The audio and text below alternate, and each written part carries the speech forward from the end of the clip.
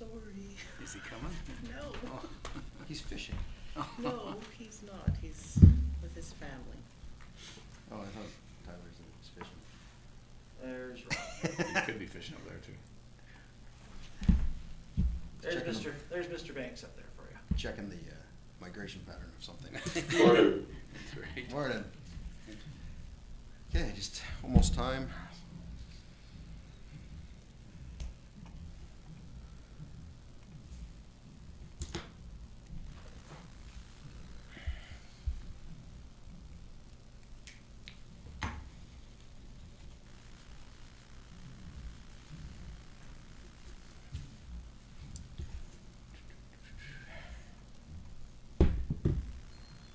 Okay, I want to call the meeting to order. I want to acknowledge that the Smoking Valley in which we learn, work, and organize is the ancestral, traditional, and unceded territory of the Smoking people, home of the Upper Smoking Indian Band. We have an agenda before us. Can I get a motion to adopt it? So move, Mr. Mayor. Thank you, Councillor Willis. Seconder, Councillor Elliott. All in favor? Carried. Thank you. We'll go down to petitions and delegations, and we have Chris Carrier from Fire Marque here to present to us. It's all yours, Chris. Good morning, and I should say it's good afternoon though from Ontario. It's a pleasure to be with you today. I do have a short PowerPoint presentation to walk you through. I'm just gonna share on my computer so I can pull it up.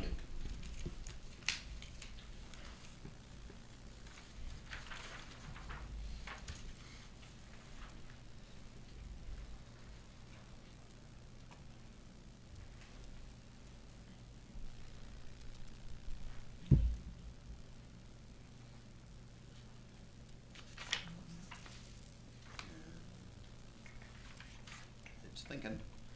It's thinking. There we go. There we go. Thank you for your patience. Fire Marque was created and launched in 2011. It was created by a number of semi-retired and retired insurance adjusters and some other professionals as well. They are a Canadian-owned and Canadian-created and 100% Canadian staffing as well. That does seem to be important in today's discussions. What we do is we recover for fire department services some of their operational expenses by creating a new cost recovery or a new revenue stream for fire departments. If you take a look at your own property insurance policies, almost all property insurance policies in Canada under the additional coverages section will have something called fire department expense coverage. There are 196 insurance companies operating in Canada, and a good portion of those are operating in BC. So some of the smaller Ontario mutuals are obviously not working or operating in BC, but most of the large players are operating in BC. The coverages vary: 1,000, 3,000, 5,000, 10,000. My home in Collingwood, Ontario, is insured with Aviva. And it is unlimited fire department coverage. But for today's discussion, I'm going to probably refer back and forth to cooperators, and they have $5,000 worth of fire department coverages. A lot of insurance companies will let you add an extra rider if you want to purchase more fire department coverage. If you have a question specific to that, I can answer that later. So today we're talking about insured perils. So anything to do with property. So I'm not talking about motor vehicle accidents. I'm not talking about medical calls. I'm talking about property insurance insured perils. The most obvious is a structure fire, but there are a number of other types of insured perils that you can see there. And there's some more as well. So we have down here a riot for damage, and I did say that Vancouver Stanley Cup, and I should change that for when the Toronto Maple Leafs finally win the Stanley Cup. I'm sure there'll be a riot all across Ontario. That's going to be a long, long time. Yes, I was 2 going on 3 the last time they won the Cup, but I don't remember it. The program kicks in after the fire service has responded to a property incident. And this is the steps that we go through. Step 1 is essentially what your fire department currently does. They have what they call a standard incident report. That is documentation that they fill out currently. The scene release form is something that they may fill out currently, but if they do not, we do provide one for you at no charge. And then initial report form is a summary of this standard incident report. That's a new document that we ask that be submitted to us, and it helps us set up your account rather quickly. Box 2 is where we do our heavy lifting. We'll pull up the database of our insurers, and we'll look to see who that incident is insured by. So if it's insured by cooperators, we'll pull up and look for the adjusters that are operating in your area for cooperators. We'll reach out to them and ask if Mr. and Mrs. Smith has made a claim against the incident that occurred at their home on such and such a date. And if the answer is yes, we piggyback on that claims process. We then do a detailed invoice and send that to the adjuster, and then hopefully within 14 weeks, we are receiving a check from cooperators as the example, and it goes into a trust account for us, and then our trustee will issue a check. You receive 70% of the funds recovered, and we retain 30% for ourselves. There is no annual, and there is no minimum. Fire Marque is over a third of Ontario's departments as clients. Our largest client is in excess of 300,000, and our smallest client has just a few hundred people. We do have clients in BC currently. We do have clients in Alberta, Saskatchewan, Manitoba, and New Brunswick, but the bulk of our business currently is in Ontario. All clients are 70-30 split. No one has any other type of split. We confirm the insurance coverage if there's no insurance, and there are properties that don't have insurance. My father-in-law's cottage actually was an example in just south of Bowling Sound, Ontario. It was on a road that did not have winter access, and his insurer, while they insured the property, would not insure for fire department expense coverage because the fire department couldn't get there 5.5 months out of the year. There is no cost or negative impact to the property owner. We are not asking the property owner to pay and then be reimbursed by their insurance carrier. We are actually recovering from the insurance company. The funds that are recovered stay within the fire service budget.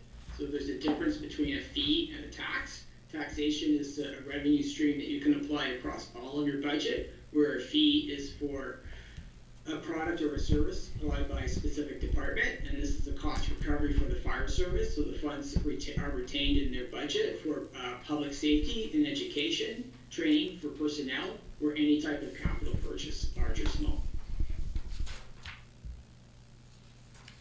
We get asked this a lot. I want the rates go up because we do hear from the insurance industry, the more we pay out in premiums, the higher, or the more we pay out in claims, the higher our premiums will have to go.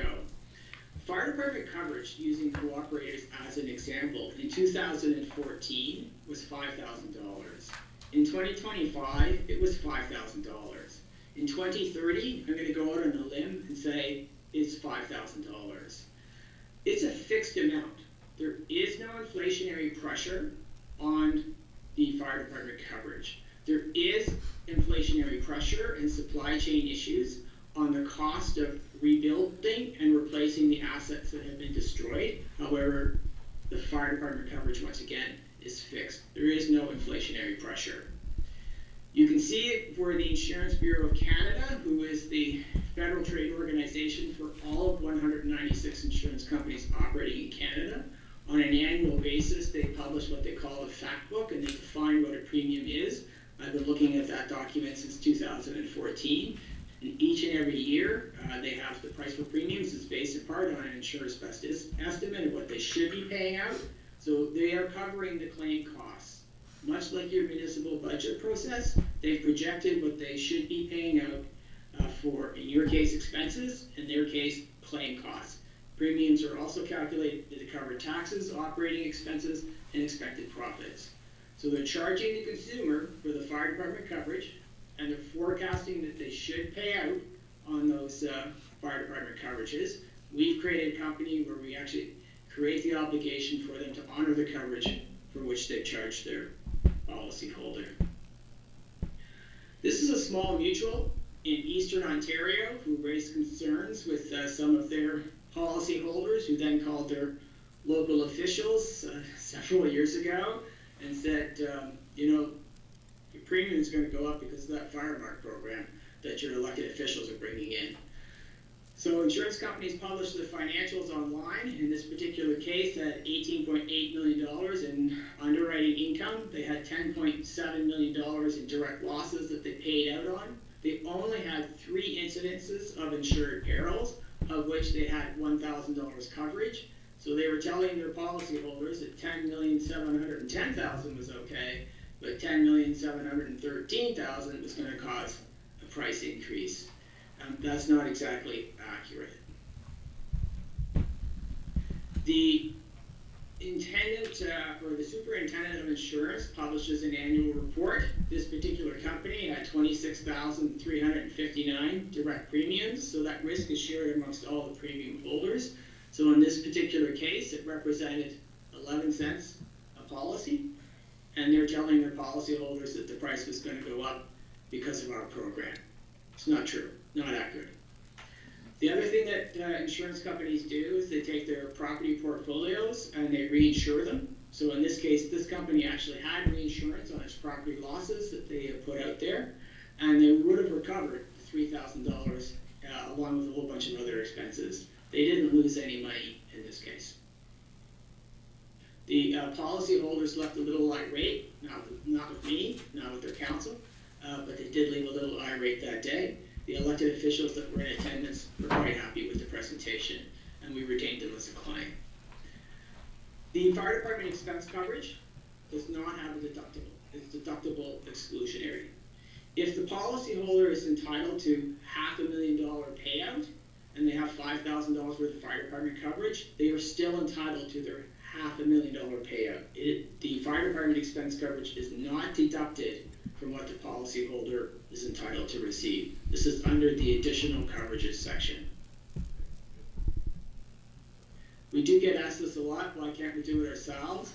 It's a little more complicated than just doing an invoice, which we do actually draft the invoice. It's the interaction with the insurance adjuster for the other side. Our adjusters or retired adjusters work with them. They understand the insurance policy language and contracts, and let's say they understand the tactics that are sometimes employed to delay, dilly-dally or whatever on trying to pay out or trying to not pay out on some of the claims.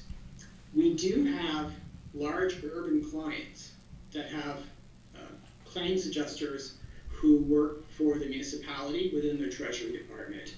But those are the legal liability specialists, not the property specialists. Our adjusters, their specialty is property insurance claims.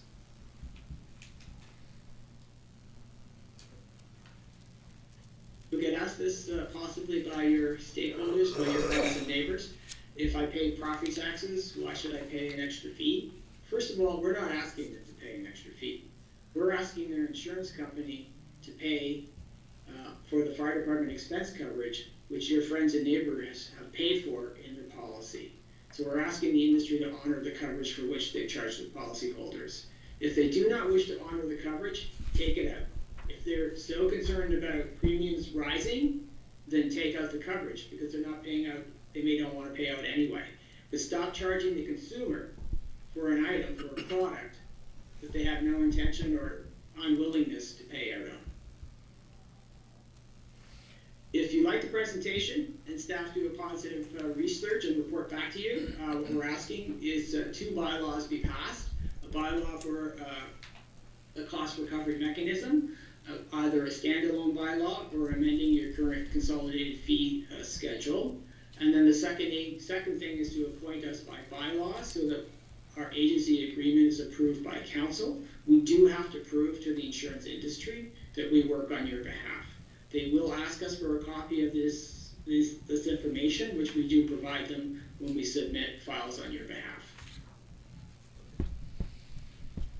And that's a very quick presentation because I know your time is important to all of you, and I'm happy to address any questions or concerns that you may have. Thank you. James, do you need a copy of their bylaw that they use, or is that something? It would probably be handy to have a look at it. So. I have one. You have a copy of? I have the regional districts report and the 2 bylaws. Okay.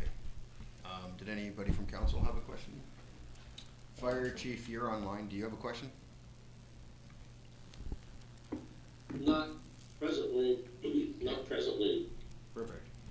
Okay, I mean, 70% is better than 0%, so, I mean, for me, it's a good thing, so.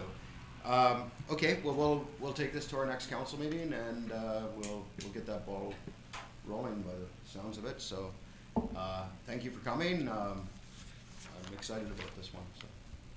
Thank you, it's my pleasure, and as a former mayor and council member in the town of Collingwood, I'd just like to thank you for your public service. I know that sometimes responsibilities can weigh heavy upon your shoulders, but I want you to know as a former elected official, I greatly appreciate it. Thank you. Thank you.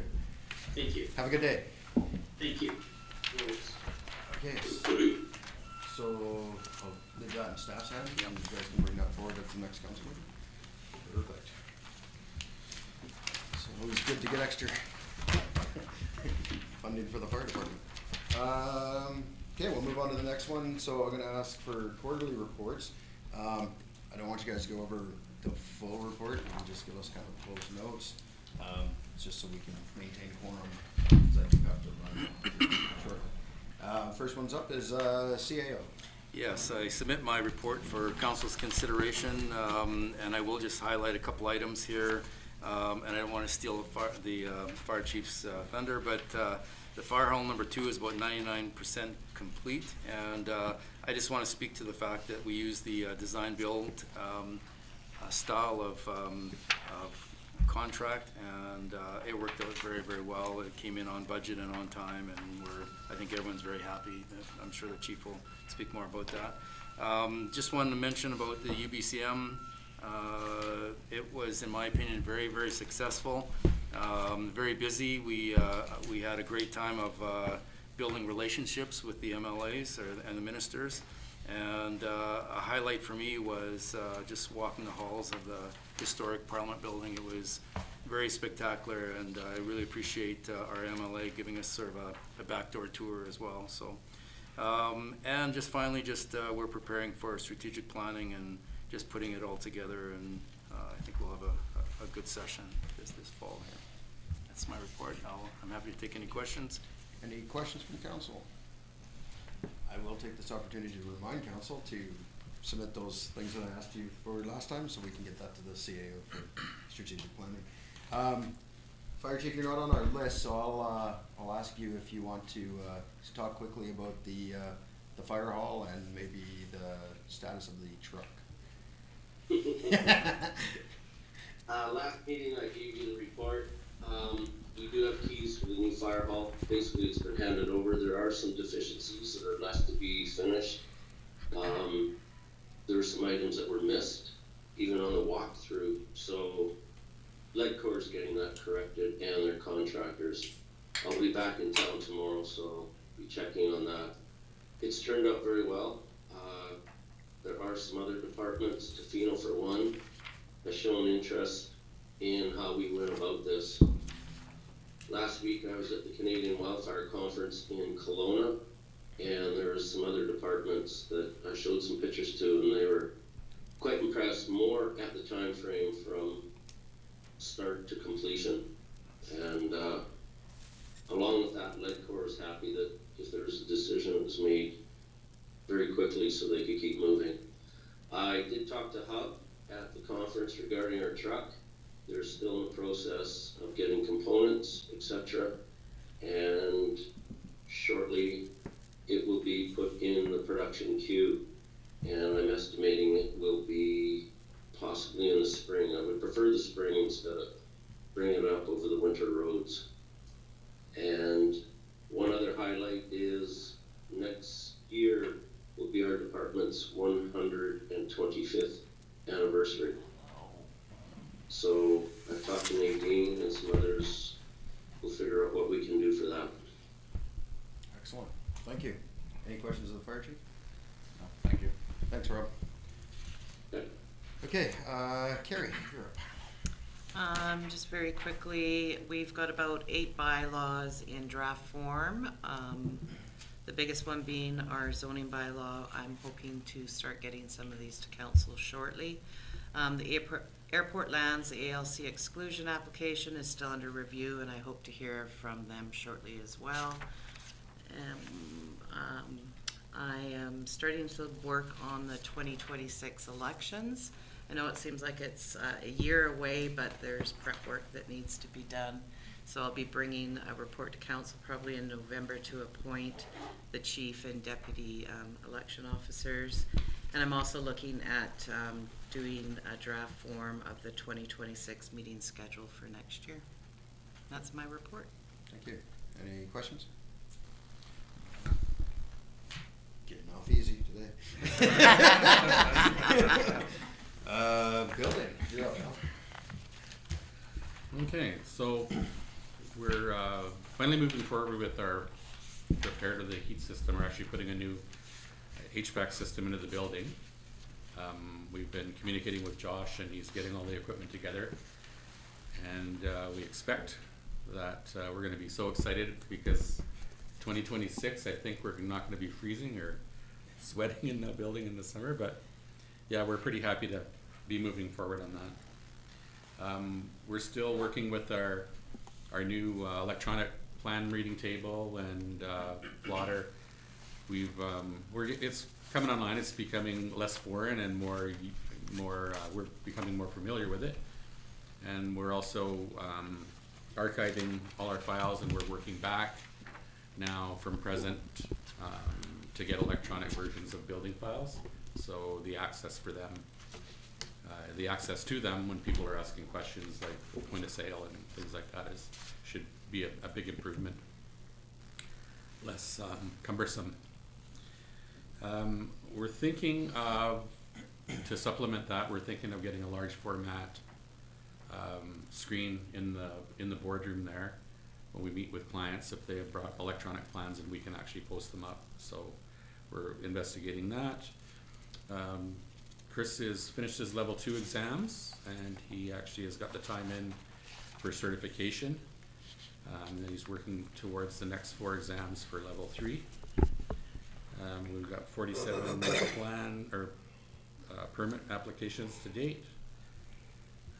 It seems to be about more of an average year than we've had in the past. One of the things that's been difficult to get off the ground is our multi-unit apartments or housing like that, but it looks like it's turning around a little bit. There's some signs of movement coming our way.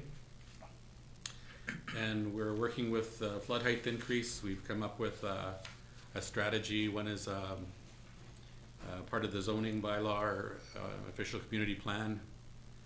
There's the ability to build within the floodplain for commercial, but residential has to stay out of that flood construction level.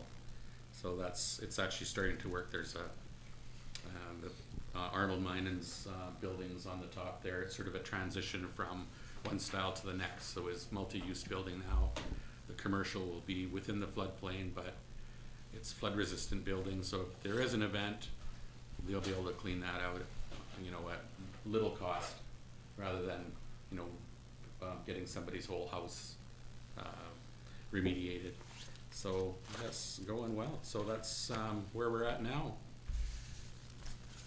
That's my report. Excellent. I do have one question. Okay. So on the flood recovery files, it says there's 19 permits that expired. What happens with those properties if there's an expired permit? Well, one of two things. We contact the owners for all of them. Some of them are interested in doing something. Some of them are just waiting to sell as is, where is. It's a hard sale because, of course, if it's now at this extent here, if someone wants to do a remediation or a rebuild, they've got to follow the new flood regulations. So it's a hard sell, right? Yeah. Questions? Thank you. Question? Okay. Thank you. You're welcome. Jared, Civil Works. Thank you. Just a real quick update on a few projects that I got going on. Memorial Park, level 1 and 2 replacement is complete. We're just waiting for demolition of the old well sites, and that should be happening this fall. So come springtime, should be totally all done, that project. The Riverside Billiter Avenue siphon replacement. Most of the infrastructure is all done. Everything's in the ground. The station is complete.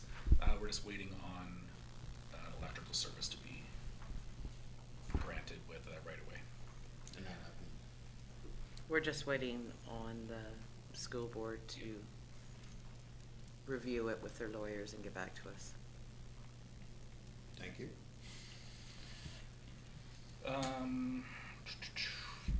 We received funding through UBCM for the relocation of this Fenchurch sewer lift station. Sorry, not received, applied for funding. You forgot to tell us that. That's a big win. Yeah. Weren't you just asking for funding? Right, Just saying. yeah, really. So yeah, the design is all done, that kind of stuff, so we applied for funding and hopefully we'll hear something back soon.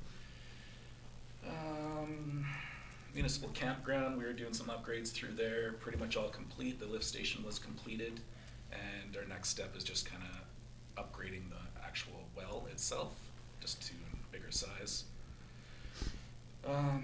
Curbside garbage collection, that we took that over, and it's actually going very smoothly. Not too many complaints. Some issues with recyclable materials. We'll be putting out an information push to the public just so they're better aware of what's accepted and what's not accepted. We were awarded funding for our residential water meter program. So we're gonna be putting that out for RFP pretty quick here, just tidying up a few loose ends. Well, Site 4 project went out for tender, and we awarded that to Bree Contracting. So that's going to be starting full blast in the spring. Excellent. The municipal campground water system, does that bring us up to compliance on everything from interior health on that? Yes, it does. Perfect. Excellent. And then you wanna put in you're putting in a new pump or new well? A new pump. Just new pump. Yeah, we're gonna kind of refurbish the well itself and then just an upsize pump. Okay. Any other questions? Nope. Not right now. Councillor Gould, I don't know, do you have any questions? I do not have any. Okay, perfect. Thank you. Thanks, Chair. Welcome. And it does say here you've got a report coming on the Claire Jester up at Westridge. Yes. How we're gonna deal with that, hopefully. Yeah, exactly. Should've been done 20 years ago. Most definitely. James, finances. Thank you, Mr. Mayor. My report is as presented. I will add a couple of points to it, just for council's interest. Our new administrative program should be up and running this week. We have one more meeting to integrate the data from the previous version. We have decommissioned the previous administrative program already, so hopefully today or tomorrow we're up and running on it, and we can begin again. The original program dates from 1998, so it's nice to receive an update and have something a little bit more modern. We have changed our staffing. We're down to 3 administrative staff right now. 1 that's based at the annex and 2 that are based here, so back to the model we had before we went to 4. There may be some growing pains in that. If there's any comments, please come back and report to me on that. That'd be great. We have 2 RFPs out right now in line with the original RFPs that were completed in 2020. Auditing services and IT are both out for tender at this point. They have, and their proponents have until October the 10th in which to submit a proposal. So after we receive the proposals and evaluate them, we will report to council on our recommendations for that moving forward. Both incumbents have expressed interest in putting in a bid as well. So, yeah, I think that's all I have on my side. I'm happy to take questions from council. Questions? Online? No.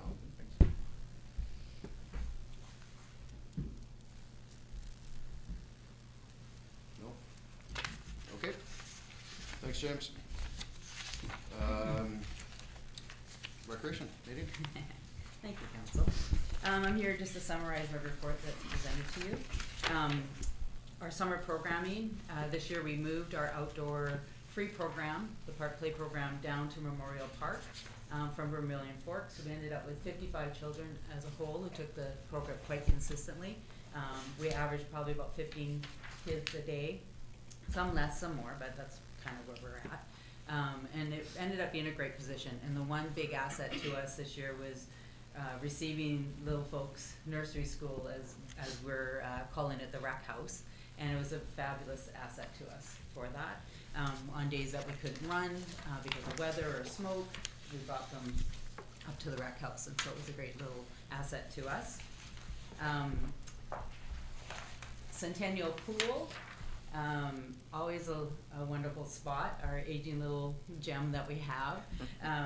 You know, welcomed staff back. We had 3 returning from out of town, and the remainder were from within the community. Many of them were junior guards last year, and now we're moving them up, and hopefully they'll stay with us within the community and continue to grow our pool staff.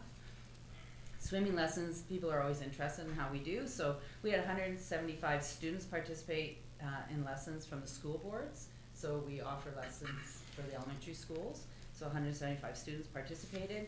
We had 200 registered in our regular Learn to Swim program from June to August, so that's just the public taking swim lessons at our pool. I believe it was 78 approximately that participated in the Kokanee Swim Club, so they also utilized our pool with their program that runs from May through to mid-August.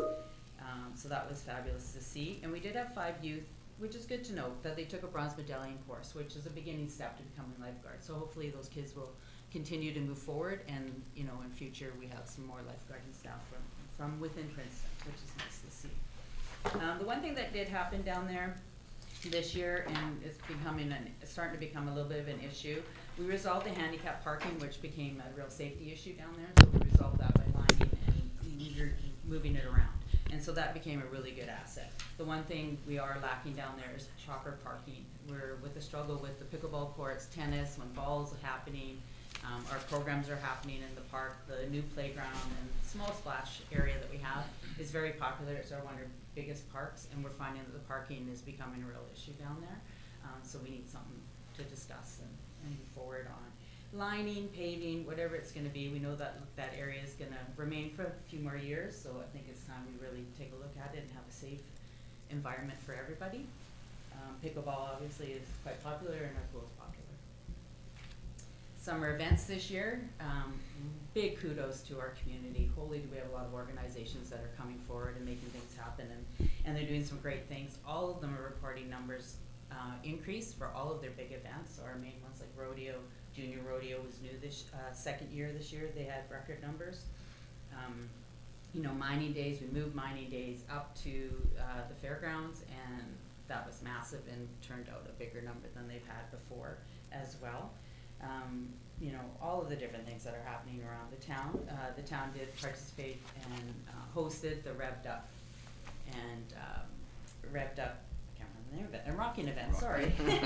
My own event, I forgot. Anyways, it was a great success. It was our first one down in the band shell of that magnitude, and I think bringing it together with the car show and the fabulous job that they do through the Princeton Show and Shine, I think bringing the two together was fabulous. That event itself, you know, our approximate cost of about $8,000 that we hosted for the community, but it was also the joining of everybody coming together. So all those different things that come into play to put on an event. Town departments, besides my own, the Public Works really put a lot of time to support all these big, large events in our community. And that should be noted, that's an in-kind thing. There's costs associated with that. And I think they should, you know, Public Works really closely, and they take pride in those events. So they want to see them look good and be ready for the organizations to come in. So again, kudos to our Public Works Department for working with us and the community to make those things happen. And kudos to Town Council for supporting them. It's an in-kind thing that we give to our community, so it's a fabulous thing. We do have 2 upcoming events I want to note. Family Halloween night and fireworks is October 25th, and then the Princeton Light Up November 28th. So that's a Friday. We moved it to Fridays a few years ago, and from the community, that's what they seem to, especially the organizations, enjoy. We are moving to use the new Bridge Street Plaza and thinking of some unique ways, so we're changing it up a little, so I'm kind of excited about that. One of the things that I did in my report was just report back. We did a 10-year master plan, and I think it's important to keep looking back at it and reporting on it. I myself really looked at just programming for this year. You know, I congratulate council on giving me an assistant. I'm quite excited about her. So Bailey Sanderson was hired in June to come on and support recreation programming primarily in the community. So she's working with me and the different organizations and the different things that we do. The one thing to note that with Bailey, she is gung-ho and she's doing a wonderful job. We've gone from about 12 programs that I was able to do on my own to 42 for the fall. Wow. So that's a big programming asset. It was one of the things that came through in our 10-year master plan and from the community looking for more winter programs. So we're making those offerings. The rec house is a big asset to that because we did not have a home. So I had to rely on trying to get into the senior center or the schools or whatever. But now we've got this little rec house where we're able to do some different type of programming. So we're trying it and we'll see how the community reacts. We're having some positive things taking place. And if Randy was here, he'd be excited to know that I've hired 2 posse players who are helping with some of these programs. And they're helping with the Learn to Skate program that will start later this month. And so, you know, it's great to see that we're moving forward. You know, I might put forward that maybe a little more time for Bailey, but right now she's on a permanent part-time position. So. Perfect. Yeah, and I think that's my report. If you have any questions, if you have any. Have you started talks with the kids in town?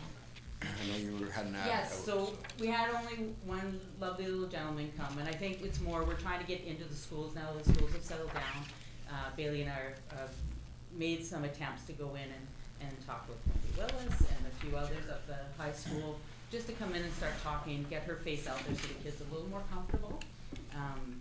And as I told the parents, as she was trying to get her daughter and friends to come out, and I said, tell them it's not the old lady there, it's a young lady. So we're just working on it and we're building on it, and our senior programs down at the senior center, we're really working with them to start developing some more programming down there for them, so we'll continue with that. So it's all steps forward, and I think the youth will be a little bit of a slow process, but we'll get there. Perfect. Questions? No, I think it all sounds great. Only question is do we plan the third baseball field to be back this year?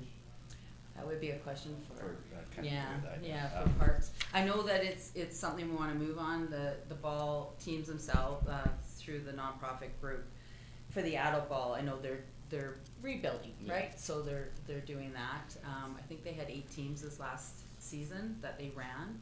And I know we have a really gung-ho minor ball gentleman who really wants to get minor ball off the ground again. So he's working towards that with us. Last year we ran the ball program with support from people who used to do the Minor Ball Association. He wants to actually bring that back. So he and I are chatting this year, and we might actually do some winter ball type programs in the gyms. So, you know, just getting kids throwing and, you know, hitting wiffle balls and that sort of thing, just to get them interested and go. Spring for us in our community, to be honest, the number of youth programs for children specifically is incredible. Like it triples, right? And it's then we're drawing from everybody else, right? And the kids who get involved in sports, so that makes it hard. Excellent. I know that was on our strategic plan, was to fix up the ball diamonds, and now that Jared's done, I think, you know. That's why I kind of thought of it. Done there. Well, and the issue around parking, I mean, we're gonna have to look at the whole facility and how we manage that. Yeah. You know, we were talking about the splash park being over there, so. It's even building on that and how to get people safely walking down there too, right? We got a small section of highway that we would really need to work on, and then also talking, I'm sure, with the Upper Smoke minivan and how our lands link kind of there too. Yeah, it's technically an Area H, that piece of section. Yeah, exactly, right? So all of that comes into play, but I think looking at our, you know, prioritizing our park, Memorial Park's our largest park asset, really, and prioritizing what can be done and what levels, right, as we move forward. It might not all happen at once as everybody would love it to. Yeah. Maybe we can work on certain things. I think safety is one of the bigger ones. I just want to thank you for all the things that the Recreation Department is doing. You've answered the question many times now as people ask or state, there's nothing to do in town. Well, that's not exactly true anymore. Yeah. And I attend many different committee meetings, and I hear your name a lot. You've interwoven the department so well with other committees in the community that you've elevated the recreation department to a place where it's becoming the go-to department for a lot of people, and I think that's awesome. Right, thank you, Judge. Barb, did you have a comment? Barb has left the meeting. Oh, okay. Okay, thank you. Thanks. I was throwing up. I thought you had a comment because there was a noise. I was like, oh. Okay, thanks, Nadine. Pete's not here. Lyle, did you? I just want to say it's a submitted report, and you can see by Pete's report, he's very busy. It's a very detailed report. I think the only thing I would highlight off his report is the upgrades we've done to the ice plant. It's made it more energy efficient and more powerful.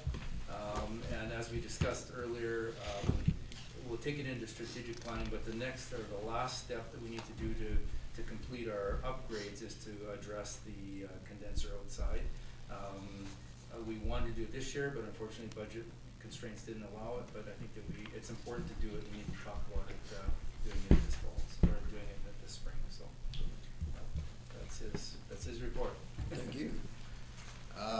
Ed, your turn. Protective Services. Thank you.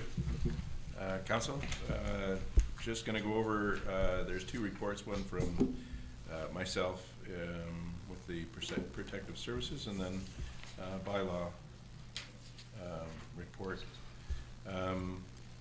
First report on Protective Services, just an accounting of the money spent so far in the grants area. If there are no questions, I'll just skip over on to the next one. By way of thanks to the council for assisting in funding the actions taken on Penryn Ave. That site has been cleaned up and compliance is achieved. And we're working with the homeowner to move forward to keep it that way. So thank you for that.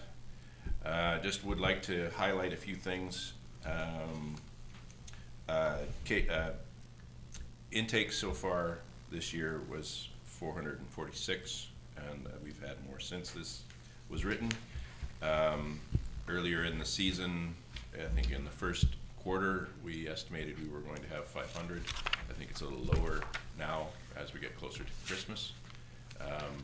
But we're definitely doing well at getting items in and cases looked at and then moved on to the next.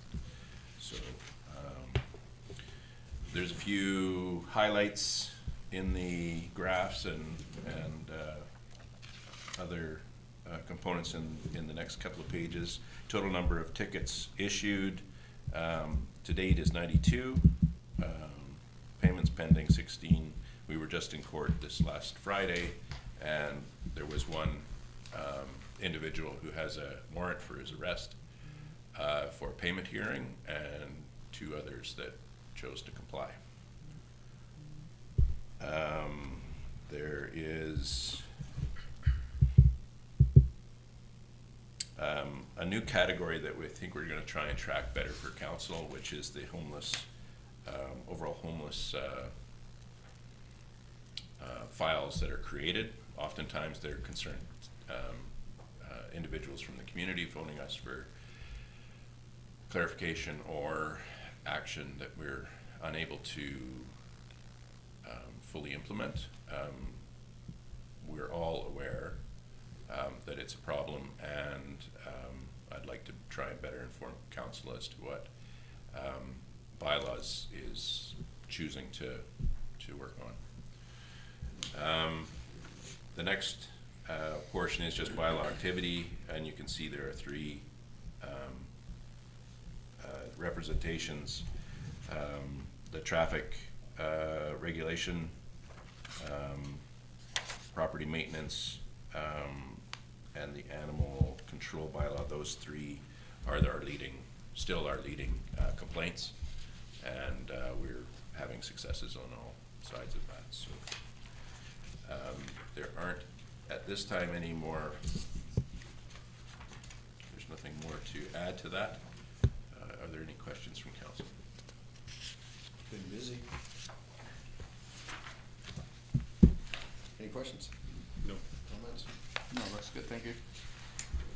Glad to see you guys are checking on the wildlife tracking bylaw.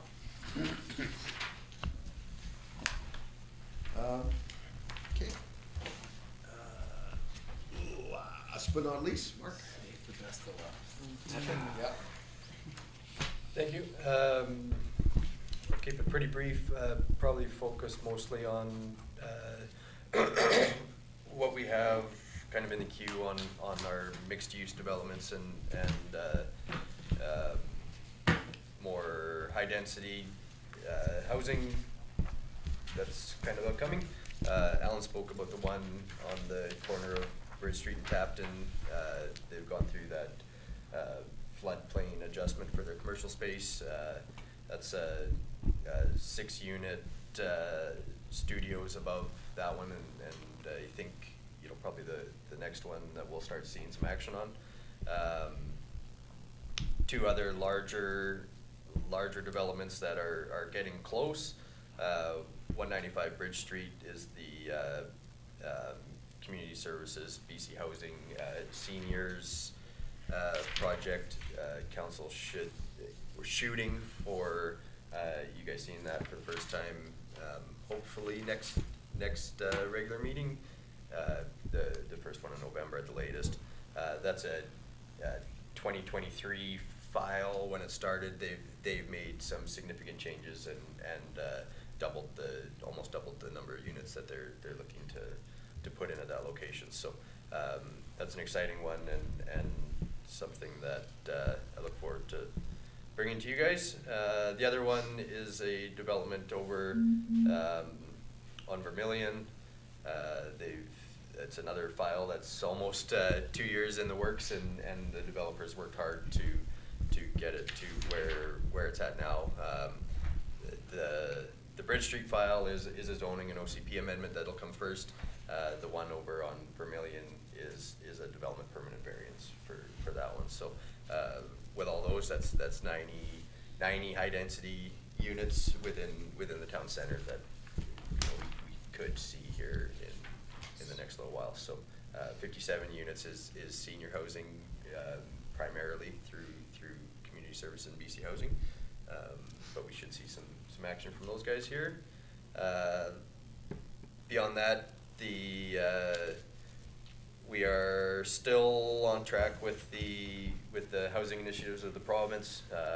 We've got Meraki Planning working on OCP and zoning updates to match up with our housing needs report, as well as the consolidated zoning bylaw that is a big project, and staff is slowly getting through our review. We should see that coming to council for a quick review with the contracted planner as well before the end of the year. Yes. That's the goal. Yes, that's the goal. So you haven't been very busy. Well, you know, I think it's important, like, just the timelines on some of these larger mixed-use ones. Yeah. The project on Tapton, we started that file in 2021. Yeah. We're getting there. The other 2 big projects are 2023 files that you know are getting close. Excellent. So, yeah. So I think next year we'll see something on both those, like starting? I would say the Vermilion project seems to be getting closer to that. I don't really know what the BC Housing Project's construction timeline is. They're getting closer to demoing part of that project. They have a lot of steps. They're still in the first step. I think I kind of put it in there that you know, we're in the referral stage still for the land use. We might introduce the bylaws to get started there. I think everybody would love to see that start sooner than later, and they've got a lot of people working on it. So. And then the one on the corner, when's that? On The Tappan. Yeah. I think he's getting, Alan might, it's with the building department at this point. He'll have his foundations in before it freezes up, like Awesome. he'll be starting very soon. Awesome. Yeah. Excellent. Look good, gentlemen. Yeah. That coroner's really smartening up. Oh, yeah, for sure. Okay. Thank you. Excellent. Question on those, how many stories is the 5A Bridge Street? 5A Bridge Street is 2 stories. The one that's proposed down Bridge Street with BC Housing, 4-story. and the one on Vermilion. 4-story. Okay. Making sure we don't need a ladder truck. We are gonna need one. I'll be talking to you about the price of those things now. You did on the weekend, Rob. Then you never know. Excellent. Any other questions of staff? There's more. Excellent. And we're on time, so we'll ask for a motion to adjourn. Make that motion, Thank Mr. you, Mayor. Councilor Willis. Yeah, I'm sorry. I'll second that. You will or I will. All in favor? And we are adjourned. Thank you. Thanks, anybody who's watching. Talk to you later.